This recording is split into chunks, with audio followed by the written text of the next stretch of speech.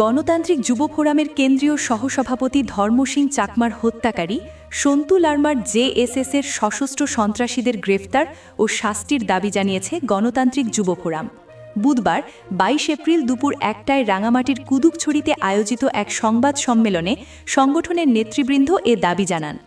সংবাদ সম্মেলনে লিখিত বক্তব্য পাঠ করেন গণতান্ত্রিক যুব ফোরামের কেন্দ্রীয় কমিটির সদস্য থুইনুমং মারমা।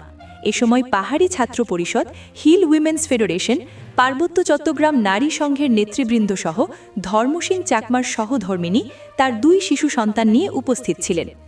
সংবাদ সম্মেলন থেকে ধর্ম সিং চাকমার খুনি ও তার ২ বোনকে গুরুতর আহত করার মূল হোতা সন্তু লারমাকে আঞ্চলিক পরিষদ থেকে অপসারণপূর্বক তার পোষ্য সশস্ত্র সন্ত্রাসীদের আইনের আওতায় এনে দৃষ্টান্তমূলক শাস্তি, সন্তু লারমার ভাড়াটে সশস্ত্র সন্ত্রাসীদের সাথে যোগসাজশকারী নিরাপত্তা বাহিনীর কতিপয় দুর্নীতিগ্রস্ত কর্মকর্তাদের বিরুদ্ধে বিভাগীয় তদন্ত ও আইনানুগ ব্যবস্থা গ্রহণ সহ ৪ দফা দাবি জানানো হয়।